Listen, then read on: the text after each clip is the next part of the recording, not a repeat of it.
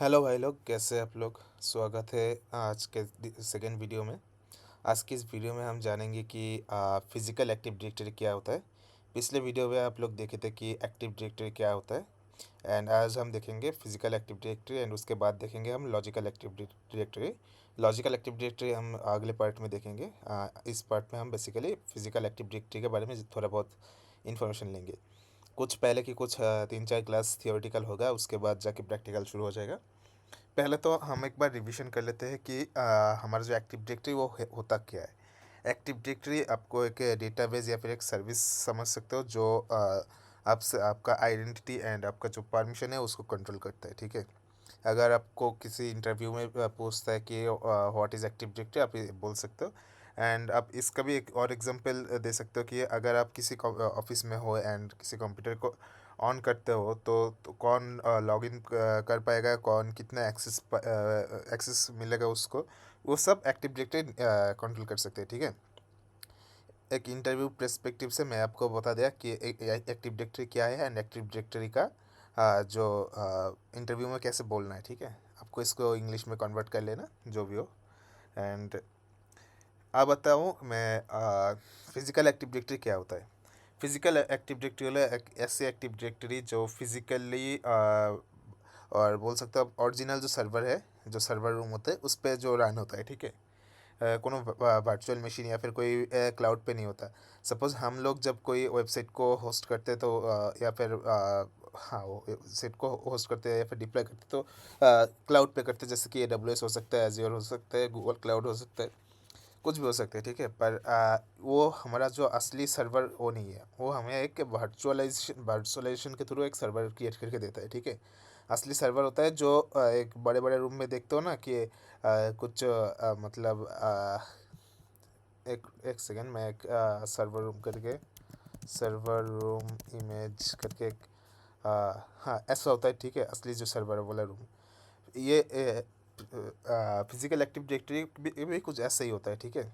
जहाँ पे क्या होता है अब ये समझते हैं। ठीक है। फिजिकल एक्टिव डायरेक्टरी में, फिजिकल एक्टिव डायरेक्टरी में होता है कि आपको एक ऑफिस के लेवल पे होता है। ठीक है। जैसे कि ऐसे ऐसे कुछ सर्वर रूम होगा, उसमें आपका जो विंडोज सर्वर रन होगा। ठीक है। एंड उसके अंदर आपको ADDS, जो कि मैं पिछले दिन थोड़ा बहुत बताया था, एक्टिव डायरेक्टरी डोमेन सर्विस, उसको इंस्टॉल करेगा। ठीक है। उसके बाद उसके बाद इसको डोमेन कंट्रोलर में कन्वर्ट करेगा। एंड इसके बाद उस पर सारे के सारे user, password, groups, policy, file sharing etcetera जो भी करना है करके उसको AD में कन्वर्ट कर देगा। ठीक है। जैसे कि आप मान सकते हो किसी कॉलेज में या फिर किसी यूनिवर्सिटी पे, किसी कॉलेज पे मान के चलो, हमारे जो कॉलेज है उसमें 70 कंप्यूटर्स लैब है। उसमें सपोज मान के चलो 300 तो कम ही हो गया, 1000 के आसपास PCs है। ठीक है।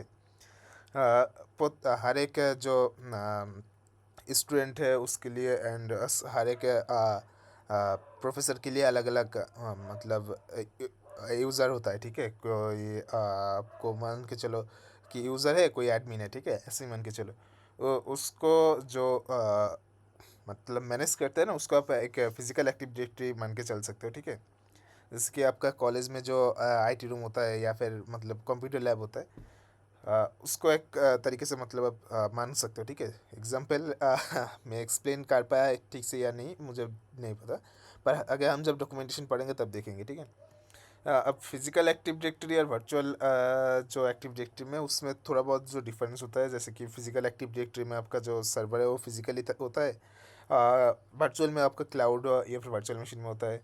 इसको लोकली कंट्रोल करना पड़ता है एंड उसको आपको क्या बोलते हैं, रिमोटली या फिर क्लाउड से कंट्रोल करना पड़ता है। इसका ऑफिस में रखते हैं, इसको डोमेन कंट्रोल करना पड़ता है उससे।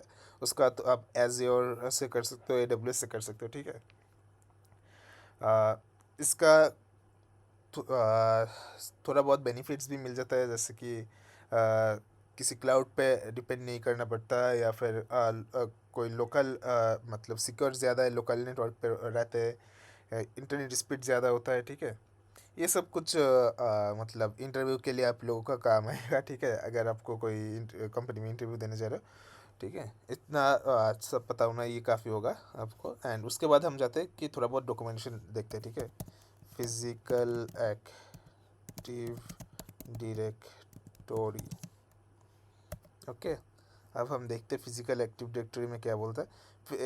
इन active directory the physical aspects refers to the hardware and infrastructure that support the directory services. ठीक है, जैसे कि मैंने बोला, एक्सप्लेन किया अभी इतने देर से। चलो एक डॉक्यूमेंटेशन देख लेते हैं। Active directory series, active directory fundamentals डिक्लेन कर देता हूँ मैं।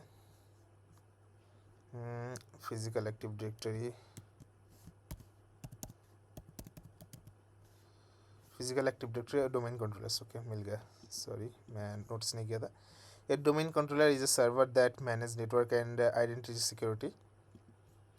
Domain controller is an important server and primary target for attackers because it holds the key to the Active Directory environment. In this environment, all user requests to go to the domain controller for authentication and authorization. The domain controller then authenticates the user identity by validating a username and password and then authorize access request accordingly. Okay. Working of domain controller, enterprise usually have several domain controllers is with copy of the Active Directory. All the users login credential from the network are considered in Active Directory Domain Controller Service ADDS. Okay, जितना मैं बोला था आप देख सकते हो वैसे ही कुछ है, मतलब मैं भी डॉक्यूमेंटेशन से ही पढ़ा हूँ। ठीक है, तो इस वीडियो में हम active directory, physical active directory के बारे में जितना पता होना था उतना तो हम पढ़ लिया। मिलते हैं अगले वीडियो में जिसमें हम लॉजिकल एक्टिव डायरेक्टरी के बारे में देखेंगे। एंड उसके बाद एक दो लेक्चर शायद और भी जा सकते हैं। मुझे आप लोगों का सिलेबस देखना है, उसके बाद लैब सेटअप एंड जो प्रैक्टिकल वाला पार्ट होगा वो चालू हो जाएगा। थैंक यू इतने देर के लिए वीडियो देखने के लिए। मिलते हैं अगले वीडियो में, तब तक के लिए बाय बाय।